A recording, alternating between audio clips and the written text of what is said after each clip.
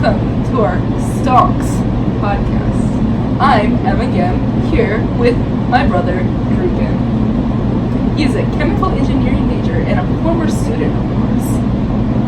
He knows a lot about economics, and he is here to teach me all about it. Yes, I am the expert in this household. It isn't saying much. We couldn't ask our mom to do this with me. Okay, so, to start, let's talk about supply and demand.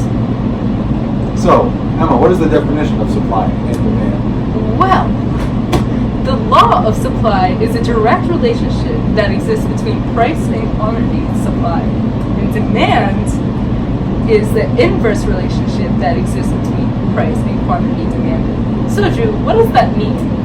See, for me, that just means supply is like how much is the company really willing to make, and demand is how much do the consumers want. And hopefully those match up, but sometimes they don't. So, Drew, what happens if there's 500 iPhones, but I want 501 iPhones? Well, you're only getting 500 iPhones because the companies only want to make 500 iPhones. You're only going to get 500 iPhones. But what if I'm willing to pay a lot more for that extra iPhone? Well, maybe they'll make it. If you're lucky, we can speak Mandarin. As price rises, quantity supply rises because it is a normal relationship. But demand, as price falls, quantity demand rises, which makes it an inverse relationship, which supply goes to the sky. Demand goes to the dirt. There can be increases in supply, or there can be decreases in supply. There can also be increased shifts in supply, and decreased shifts in supply, and increased shifts in demand, and decreased shifts in demand. An example of an increased supply would be like if the government decided to give a subsidy to a company to make a good, so then you have an increased supply. Yeah. But in my case, I've had personal experience with increases in demand. So I was building a computer one time, and one of the main things you need a computer is a graphics card. But the problem was, it was the Bitcoin craze. So people were buying up graphics cards a lot to try to mine Bitcoin. So I ended up paying an extra $300 that I didn't need to, because people were buying a ton of graphics cards to mine Bitcoin. So in that case, the demand increased, which drove up the price of the product, making it so I overpaid like an absolute sucker. But you were still willing to pay that amount. I was, because I didn't know. I guess you didn't have that much consumer surplus. No. But do you think the producer had a lot of producer surplus? I don't know. Because you were willing to pay $300 extra. I was. That was also because I was ill-informed on the previous price of the graphics card. What was the previous price? About 500. How much did you pay? 800? Around 800. True. It was a lot of money. Yeah. Wait, is that when you built your supercomputer? Yeah. Oh, okay. I like that. It's all that Dairy Queen money. I would just sell it. Oh wait, no, you can't sell it now. I could. It's a affordable computer. No, I meant the graphics card. Well, I could. You wouldn't make 800. I want to make 800. But you wouldn't make more than 500. But I could make some of that cost back, and that's pretty good. You would not be making any profit, personally. I would not. No profit. No. But I wouldn't be at the total shutdown point though. Oh yeah, because average fixed cost has to be above the average variable. No. Yeah, average variable cost. Yeah. Oh, so your has to be above. The amount you're making has to be over the average variable cost, and if it's over average total cost, then you're making sweet, delicious profit. But if it's under the average variable cost, then you're losing money, and you should just shut down. It's a shutdown point. Don't want to produce there. But if you're in between, then your loss is maximized. Wow, look at me learning stuff. Okay. Now that we got past that sidetrack, what's the next thing on our agenda, Emma? Okay, elasticity. Man, I love elasticity. There's 3 types. You have elastic, unit elastic, and inelastic. Elastic means people are very sensitive to the amount to price changes. So if the price increases, people will buy less, which means total revenue will decrease. And if price decreases, then people will buy way more, and then total revenue will increase. And they'll buy as much as they can of elastic. It's crazy. Like Nutella. No, I've never really had Nutella, just saying. But, okay. And then inelastic means that people aren't very sensitive to price changes, like gas. Like, everyone needs gas, so like everyone needs gas, so like they'll buy it anyways, no matter what the price is. Typically, no matter what the price is. Perfectly inelastic has a straight up and down slope, which means people are only going to buy a certain amount of quantity at no matter what the price. A good example of this would be like insulin, or like drugs, or like the Mona Lisa. You know, there's only one of it. There's only one Mona Lisa, so it's just gonna go up and up for price. Good investment, I'd say. But perfectly inelastic means people are gonna only buy at one price. That's why it is a horizontal curve. So if the price changes, they don't buy it. Well, if the price decreases, they don't buy it. I'm sure if the price decreases, they still buy it. But it wouldn't be smart for the producer to decrease the price because they're just increasing total revenue. Because, Yeah, exactly. Okay, Drew. Okay, so now let's go and have a nice, heartfelt debate about whether a product is elastic or inelastic. So Emma, set the scene for us. What's going on? Okay. It is 1979. A new episode on Sunday just came out of Scooby-Dooby-Doo. Okay? So, we see Scooby and Shaggy tear away from the scary monster, right? But Velma says, would you do it for a Scooby snack? And of course they do.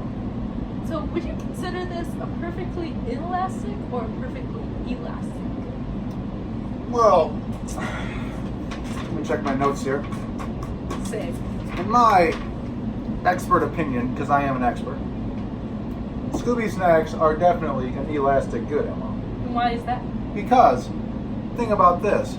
You're scrolling through the market like you do on your normal Sunday. You're getting your 3 loaves of bread, your 40 salami sandwiches, and then you see Scooby snacks are on sale for 10 cents cheaper. What do you do if you're in Shaggy's shoes? You're going to buy every single Scooby snack that's in that store. Would you not, Emma? Well, He is very sensitive to price change. If it is 10 cents cheaper, he's buying everything. It doesn't matter. Okay, but that's where I disagree. I feel like they love Scooby snacks so much that they would be willing to pay any price for them. They probably go every single Sunday to the store, like Kroger or Meijer or whatever. Probably the Scooby snack store, let's be honest there. I remember they go straight to the factory. Yeah, they go to the Scooby snack factory. And they probably pick up 7 boxes of Scooby snacks, 1 for each day, every single weekend, and then eat Scooby snacks. And then every single day, so they don't care what price it is, they need their routine Scooby snacks. Okay, but hear me out, Emma. As we know from the Scooby-Doo movie, the first one where they go to Monster Island, Scooby snacks are dog food, right? Well, and if Scooby they're snacks vegan. if they're dog food, they don't. Does dog food go bad? You know, probably not too much. So when they buy every single good in the store, they'll have a Scooby snack supply built up. They could have a stash in okay, but in the trunk of this mystery machine. They could have it in their back pockets, backpacks. But okay, do you see how much they eat? Like once they buy a bag of Scooby snacks, they're gonna eat it all. Like you've seen them eat tons and tons of food. Yeah. They're gonna eat. Okay, I want 1 box each day. I'm gonna eat these throughout the day, and then tomorrow I'm gonna have my next one. So therefore, they'll just eat it all if they just get a bunch. Yeah. So Exactly. it's inelastic. No, because they'll eat out their supply. Yeah, and then they'll go back to the store, and if there's another price drop, they'll buy it all again. No, but if the price increases, they're still gonna buy Scooby snacks. They're not gonna ever turn down Scooby snacks. Emma, they love them too much. No one's gonna eat their entire Scooby snack supply in one sitting. When they have Yes, 10 they boxes, will. Have you seen how much they when eat? when they have 10 boxes left, they're gonna go to the store and start rationing. When they have 10 boxes left, they're gonna eat all of it. So I disagree. No, I agree with my opinion. That is good. If you disagreed with your opinion, that would be very weird. I disagree with my morals. Okay, sorry. So, another situation is O'Hare.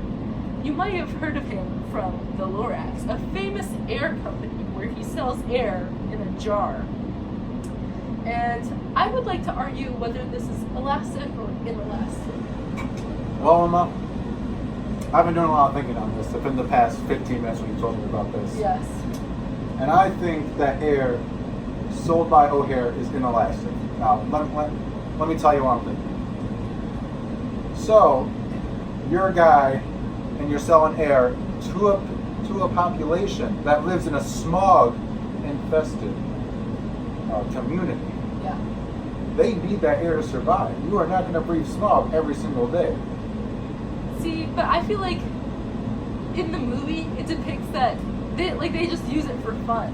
So I feel like they'd be very sensitive to a price change. Okay, if they use it as fun, that's not like an inhalant, which is a type of drug. And we've already said that drugs are inelastic. It's just air though, it's not bad for you. Checkmate. No, it's not nicotine though. Like it's not like addictive, it's just air.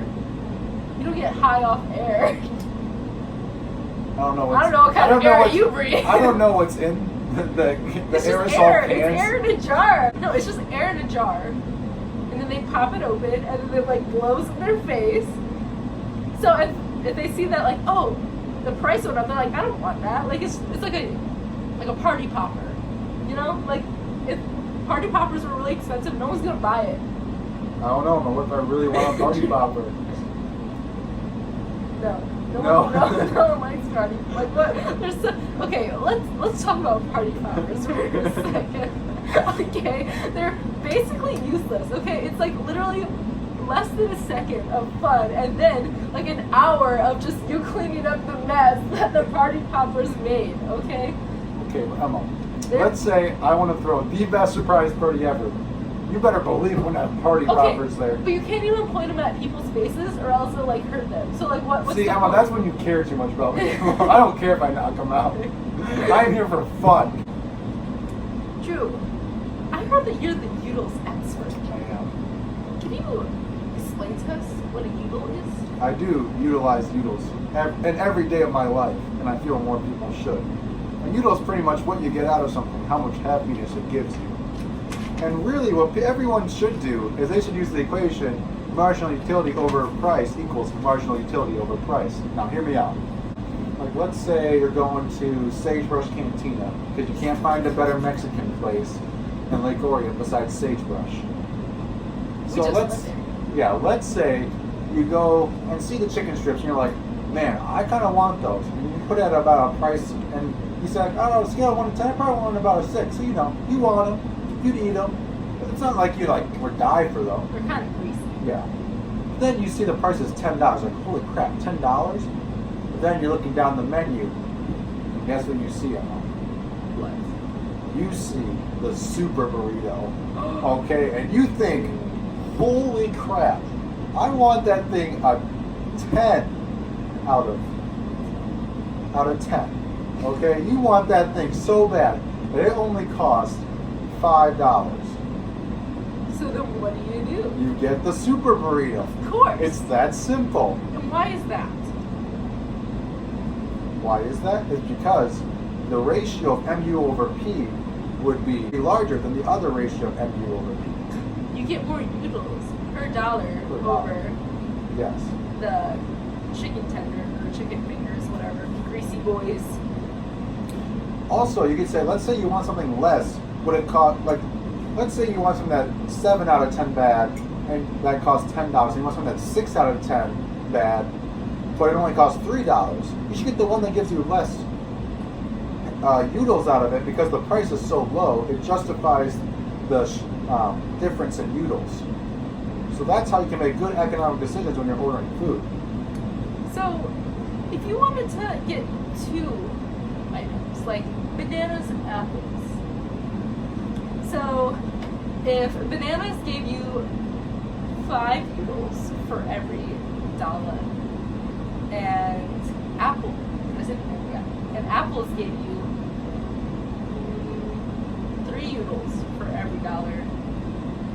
would you go about solving that?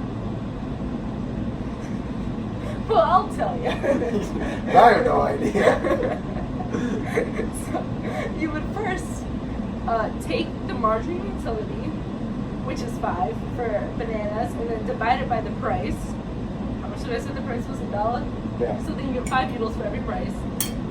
Oh, and then 3 for every price. So first you would buy the apples. So the first one would be banana. Sorry. You buy the bananas. You would buy the banana because it's 5 noodles and you get more noodles out of it. Pretty much, you buy the bananas. It's called the marginal utility. Reaches the level of the apples, and then you start buying the apples. And then you just buy whatever one has better marginal utility. Always do a marginal utility analysis before you buy anything. Okay, but the concept of marginal utility is kind of like obscure because you're just throwing numbers out. You could be like, I want a purple fuzzy blanket, and I have 1,000 noodles for that. Yes, that is possible. I could be like, I want 1 million noodles. I want a Google.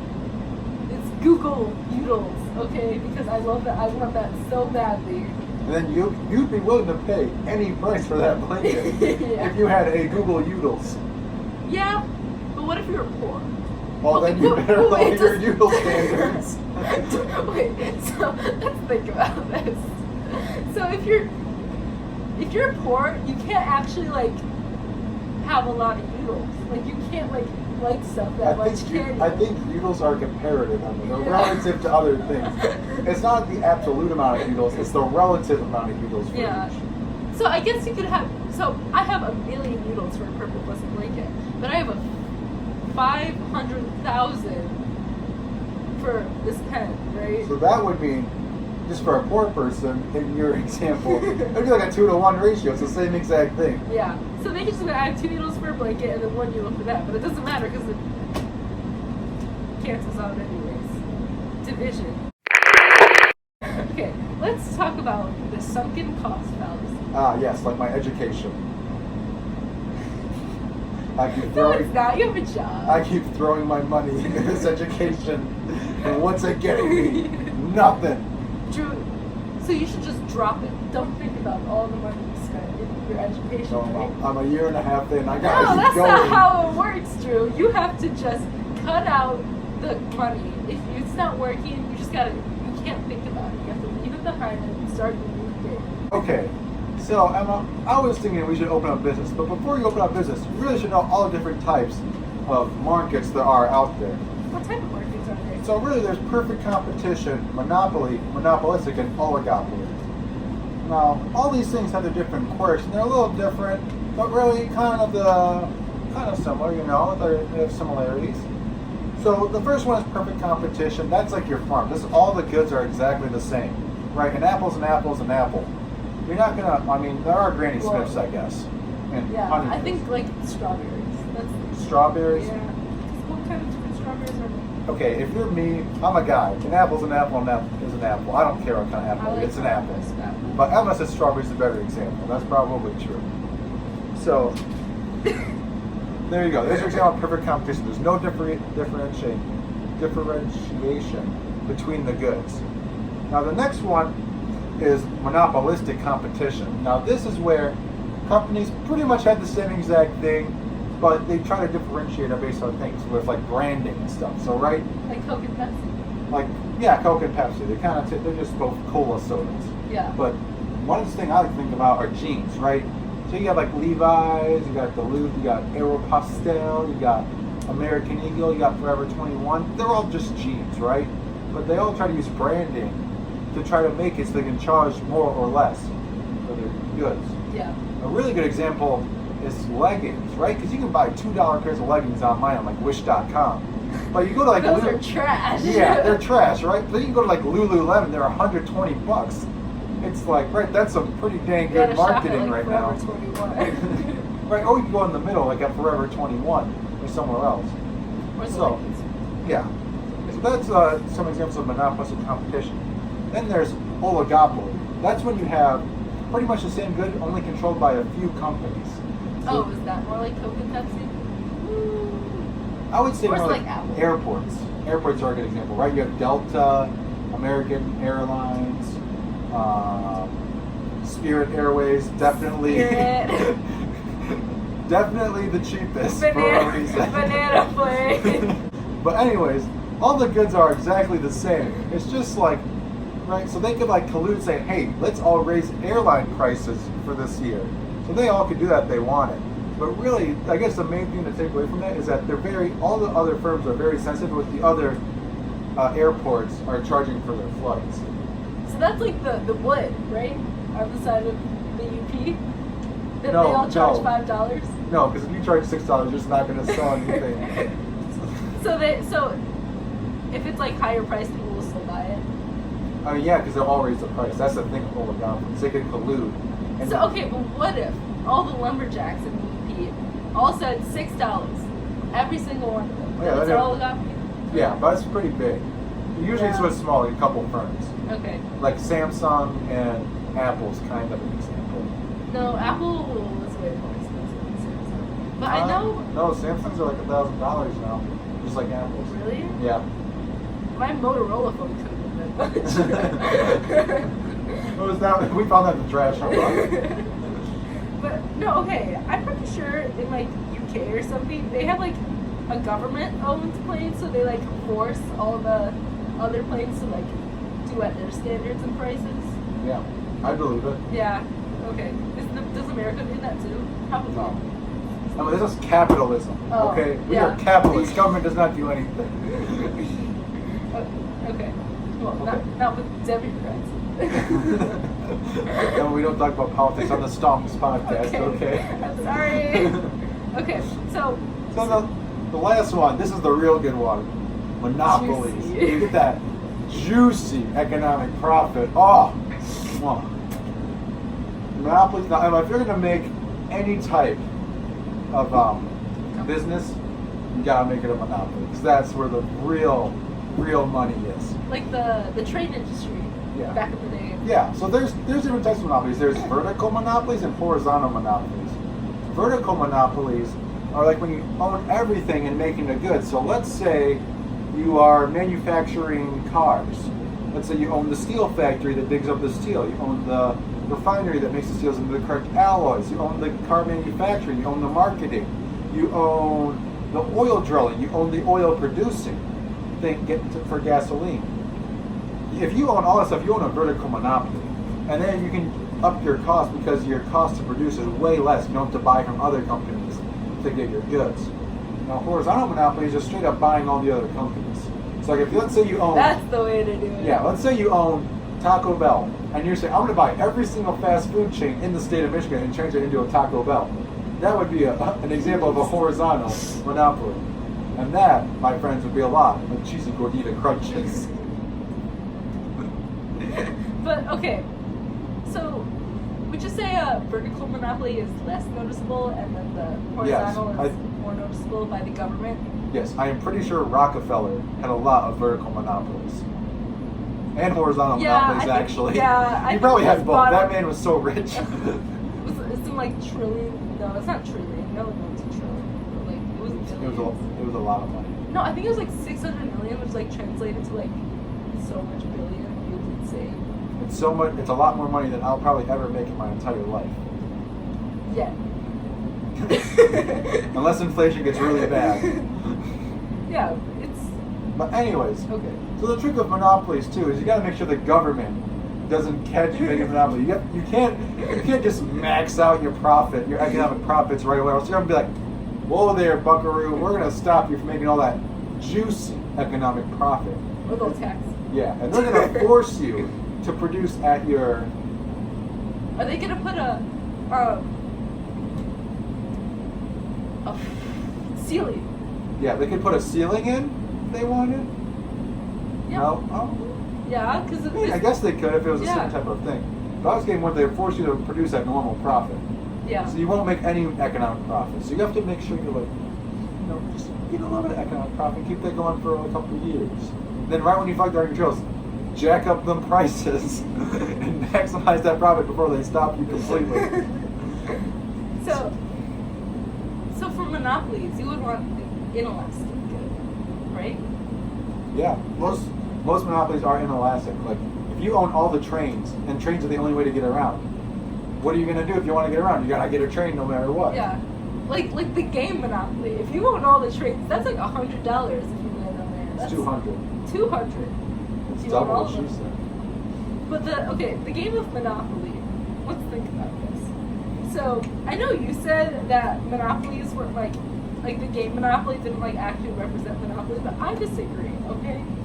I would not disagree with the teacher. I'm just if he's grading it. Whatever. We should cut the whole Monopoly thing. In my opinion, I think the game Monopoly kind of represents an actual Monopoly because you're buying out everyone's stuff. And then they all go bankrupt, and then at the end of the game, once you buy literally every single person out, then you'd be a horizontal Monopoly. Yeah. So yeah, he said it's not like actually like Monopoly. Like Monopoly's not actually like Monopoly. I think that's a very far stretch, that analogy. Because, right, if you own every single thing on the board, there's no one to buy, so it's not Monopoly anymore. You used to own a bunch of stuff. No, There's but there's you no own more the whole consumers. town. Yeah, there's no more consumers though. If everyone's No. bankrupt, if no one can pay money at your goods, No, you're but not like- going to make any profit. No, but okay, those Monopoly's about a bunch of business owners. I'm sure there's still like consumers, like that still buy. Like I think it depends like who you consider that's playing Monopoly. Like, is it just a bunch of like Joes like playing Monopoly, or is it like Elon Musk's of Monopoly? You know? No, I don't know. But sure, Emma. It's your podcast. You can say whatever you want. Stonks Podcast. Okay. Anyways, kind of going back, an example of a monopoly that is regulated by the government would be like DTE, right? Because you can't really have competition with electricity because the wires are already inside of the ground. You're not going to have companies digging up on the side of the road like every other week to put in new power lines. That would be ridiculous and a lot of work. So the government regulates that monopoly and forces them to make only a normal profit instead of an economic profit. But yeah, for perfect or competitive ones, I know that if you're like making a lot of like delicious profit, people will try and like join the industry, and then it'll make your profit go back down to normal. But if you're like your industry sucks, like it's like pagers, people are just gonna like leave, and then you make more back to normal. Great example, fidget spinners, right? The first fidget spinners were like $15, right? Yeah. And because And then China came along and was like, we got factories and we Big got boy. labor, okay? And now you can buy a fidget spinner for like 20 cents. Because of fidget spinners, it's now no longer $15. It's now like literally 5 cents. You can literally get fidget spinners for like free now. It's ridiculous because there's everyone joined in the market because it was the biggest craze for a while. Yeah, but then, now I'm pretty sure they're at an economic loss right now. And then once. Oh yeah, They- the stores are trying to sell fidget spinners. Yeah. Like, we bought 10,000 fidget spinners and we sold 5. So now they keep lowering the cost. But I'm sure factories that are trying to stay with their fidget spinners are like getting back to normal profit because a lot of them realize, hey, this industry is dying. Yeah. And how much money do you think it actually costs to make a fidget spinner? 5 cents? Well, maybe 20 cents, right? You got those little metal balls in there. Well, I think the new fidget spinners, like, they're just entirely plastic, aren't they? If they are, they're probably like 5 cents to produce. Yeah. Now that's some profit if you sell them for $15. Well, not the first ones. The first ones are actually like nice. They're like metal. You want to go into the lore of fidget spinners right now, Emma? No. And that concludes the Stonks Podcast. Thank you for tuning in.